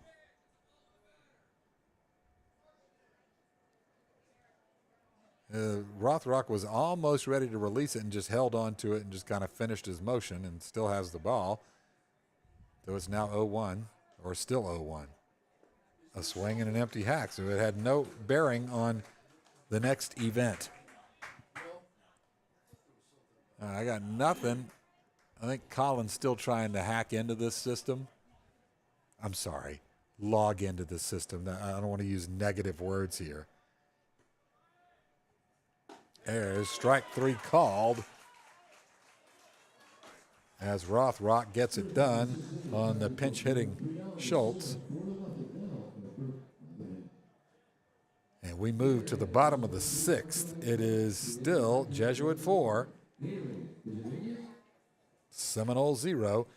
Seminole down to 6 outs here. But it looks like they're going to continue to face Wilson Anderson, as Wilson is only at 59 pitches, 41 of them strikes. It looks like I see that Colin Rivera is back into the system here, folks. All right.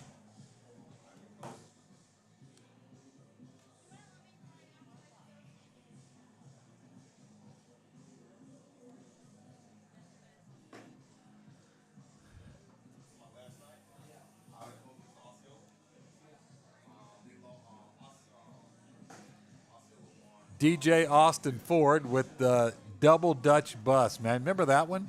All you Gen Xers out there?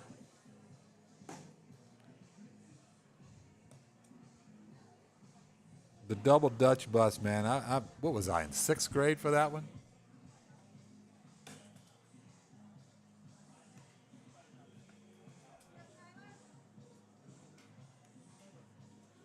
This guy that sings this song, whoever that is, this is the kind of person that like shows up at Ruth Eckerd Hall now, right? Or out at the fairgrounds or something. In concert, we have whoever that guy is. All right, Dalton Palestra. He was a victim of strikeout and then the drop third strike catcher to first base. Oh, I missed it. It looks like we might have a pinch hitter. A swing and a miss. It's not Palestra. This is number 19, Tyler Davis. But he swings through strike 1 and strike 2, which turned out to be a slider off the mark. But he does chase, and quickly Tyler Davis is in an 0-2 hole. As Wilson really in a groove. There's not been a huge, there was one runner at third, but it's really the only threat of either game so far in this district semifinal from Seminole. They have come up against the buzzsaw of Wechter and Wilson. A swing and an empty hack on a speeding 90-plus fastball that it just cannot catch up to. Anthony Bendever, is that him? No, that looks like we have another. No, this is number 11, another pinch hitter. Alex Yingling. No, it's not Alex Yingling. Sorry, it's Braylon Balser. Left-handed hitting Braylon Balser to face Wilson Anderson. who is now at 64 pitches, 44 of them strikes. A swing and an empty hack, and boy, he really has that slider biting. He's getting a lot of chases on it. And he comes back with the 95, usually placed on the outside corner. Boy, is that hard to deal with. And there is a bouncing ball over to Bassesi. He scoops it up and slings it across, and it's on target and on time, and out number 2 is done.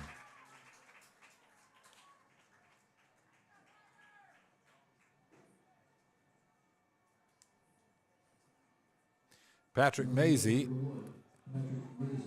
Patrick has struck out, and then he has lined out on that fantastic play by Mason Greco out there. On a diving play where Greco came in and robbed him of a base hit. 2-0, 2 men away in the, what is it? This is the bottom of the 6th. Again, it's so disorienting to see Jesuit as the visitor here on this team, on this field. 2-0. That one hit the other way, but right to Griffin Boson, who only has to take a step over to his right to snag it and retire the side. Nicely done by Boson.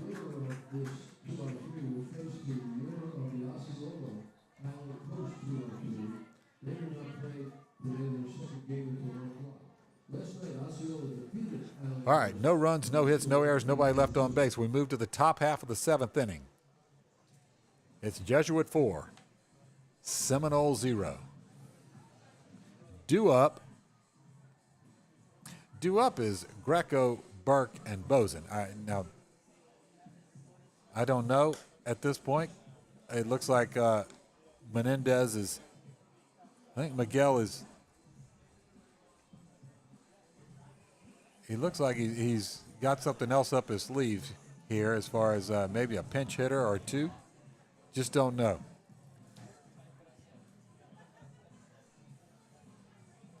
Rothrock still on the hill. We're knocking at the door of 300 of you guys. Certainly appreciate it. I'm Doug Politz, and I do love doing this for you guys. Good group in the chat today for sure. Stand by one. Let me see. I got, yep. Yes. No walks.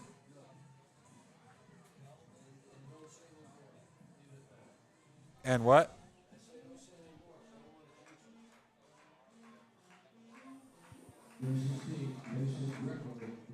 All right, Mason Greco has popped out and grounded out.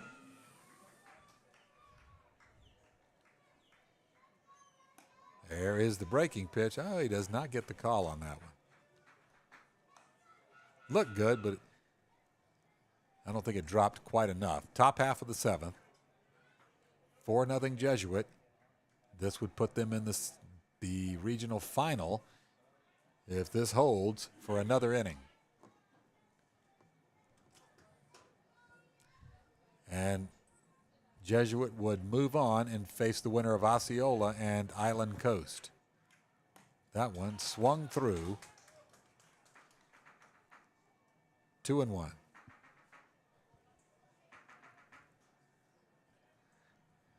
Ben Burke still in the on-deck circle, so it looks like there's no pinch hitter there.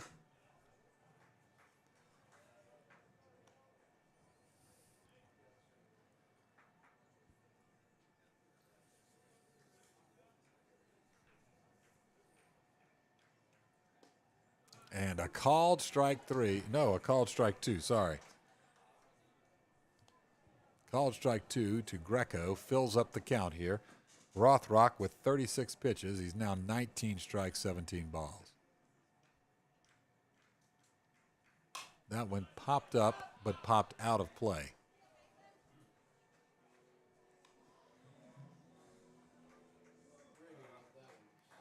Called strike. It was on the shadow of the outside corner, it looks like. Not even the shadow, Mike Letting says.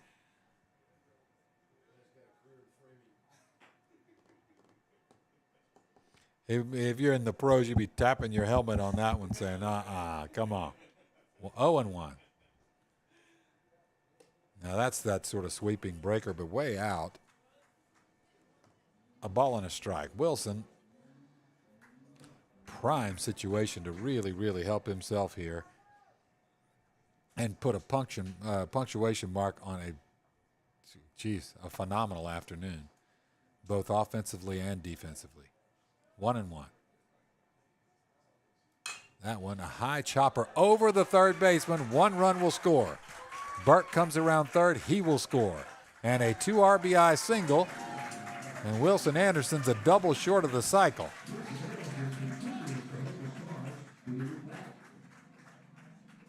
And he will have, looks like Fultz is going to run for him.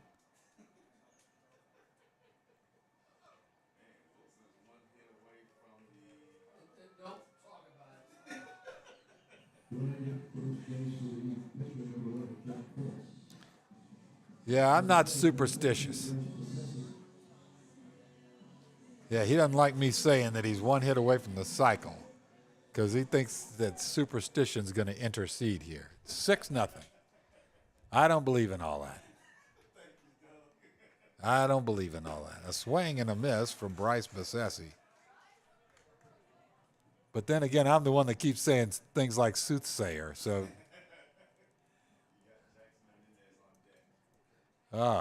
Jackson. Now, Jackson, I hope he gets on first base because but second base needs to be open. I like when he gets over there dancing around and stuff. 0-1. That one hit hard and high, but right at right fielder and Ethan Turner there, who subbed in for Hayden Winkle, and he squeezes it, and that's out number 2.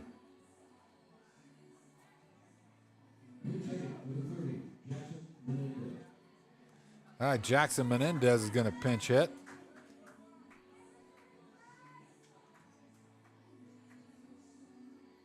All right, Jackson Menendez.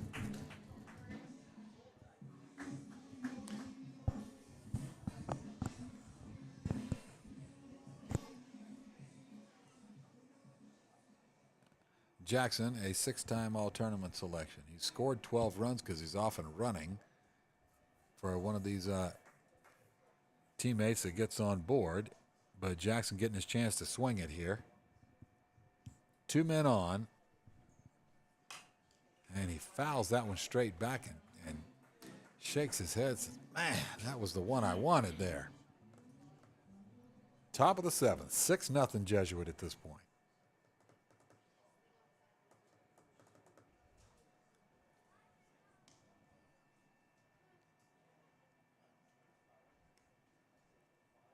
And he takes that one on the back of his right leg as he is hit by a pitch. And we're going to get another sub here. This one's going to be a pinch hitter for Brady Marshall. This one's going to be Johnny Adams. We got more subs than a Jersey Mike menu right now. This one's Johnny Adams. Johnny Adams, 19-time all-tournament selection. 2 RBIs on the year. He scored a run. He has gotten a hit earlier, but no time more important than here. He's got a real RBI opportunity here for the junior. He lets that go, and that's that sweeping breaker, but that one hits the mark. 0-1.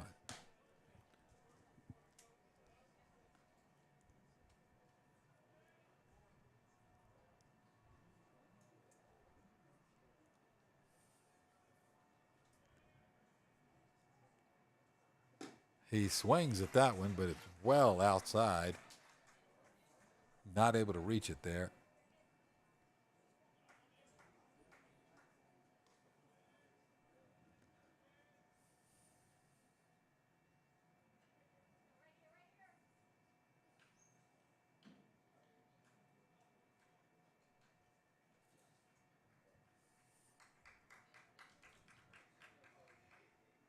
That one hit in the air, high in the air to the left side of the infield.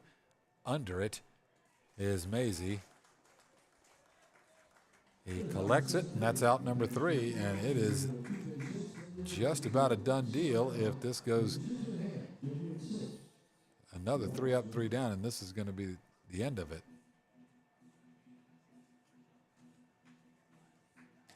Heck, it could be 10 up, 3 down right now. I mean, you got a 6-run lead here.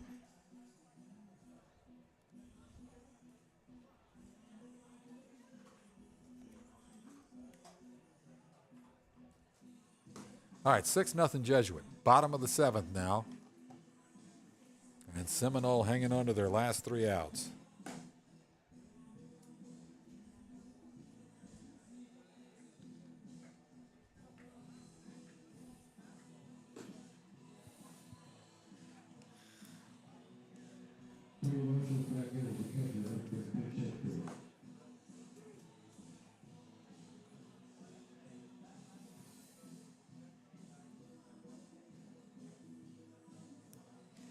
All right, so Wilson Anderson back out there. He's thrown 69 pitches, 47 strikes, 22 balls.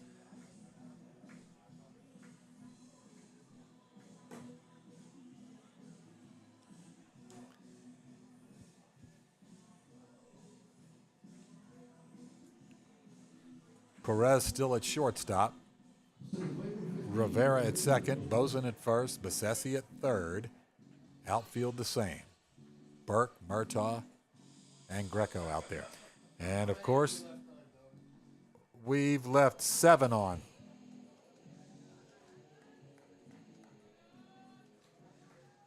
All right, Wilson Anderson. That one is a ground ball right into the glove of Nico Perez. He fires it across, and he does not get him on. I mean, the throw was there, but he did not get him. That's a base hit. Goodness, he got down the. All right, so Noah Ritchie, he's got down the baseline, and then he takes off for second base. The throw is not going to get him. That is a called strike. And Ritchie now steals second. And Noah Ritchie has quite an offensive outing last night and tonight. I mean, there's been limited offense on that side, but it's in large part been him. A swing and an empty hack. It's now 0-2.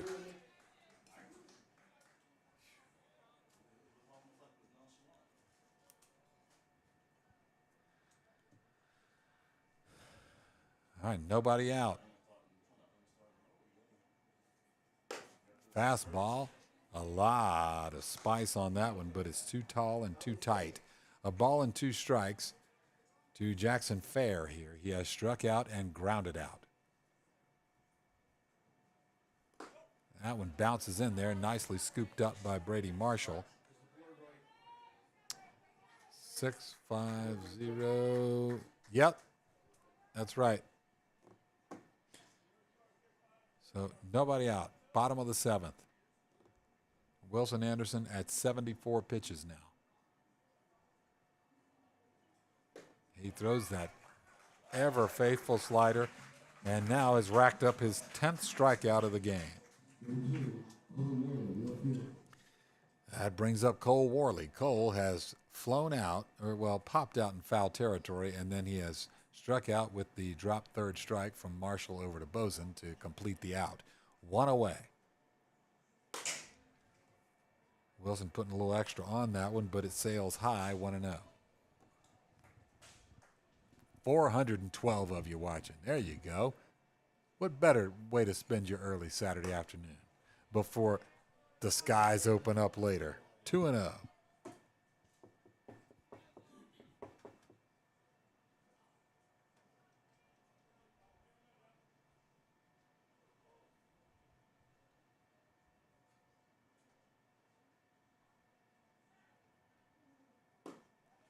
Does he go? He does. On the slider. Boy, the ever faithful slider. It's not like the 95 plus fastball isn't your go-to, but Boy, he has really, really had that slider just dialed in today. There's the fastball, and he gets there in a hurry, and the count moves to 2-2. Boy, is it nice to be able to come back to that. Now you got to think you can go either way. And he gets him on the slider, and he gets him looking. That is now strikeout number 11. And it looks like we're going to get a pinch hitter here for Reese Sanchez, as this is Garion Ponder. Garion Ponder will be righty on righty here with Wilson Anderson, but there are 2 outs. There's 1 man on. Fastball is right there. It should be 11 right now.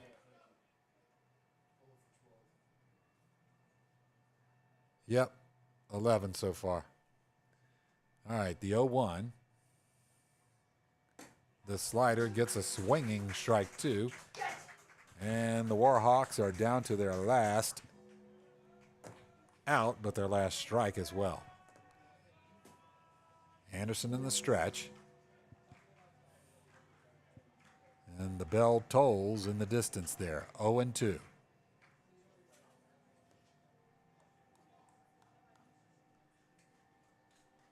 Ponder steps in. Wilson looks in. Comes set at the letters. Kicks and fires. He does not get the called strike, and Ritchie steals third.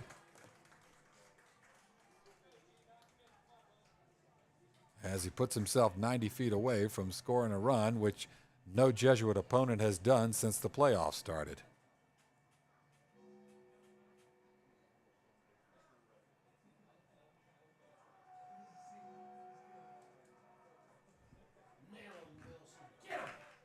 Here's the 1-2. The slider off the mark, just off the outside edge. It's now deuces wild. Couple of balls, couple of strikes. 2 outs. And into the windup. There is the slider, and there is strike 3. And it is so long semifinals. And hello regional finals for these Jesuit Tigers. There has been, in this game, nor in yesterday's game, not a single run scored, nor in the quarterfinals, nor in the district playoffs. What a run for Jesuit over the last month or so. There have been no runs scored by any opponent since the playoffs started. All right, so it's 6-0. Jesuit will play the winner of Osceola and Island Coast.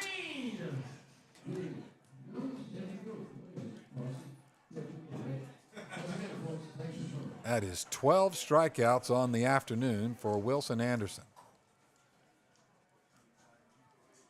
And then you add to that his 3-for-4 outing at the plate with 5 RBIs. So, I mean, pretty much the Wilson Anderson show today. Jesuit, 6 runs, 5 hits, no errors, 7 men left on base. Seminole, no runs, 2 hits, no errors, and 2 men left on base.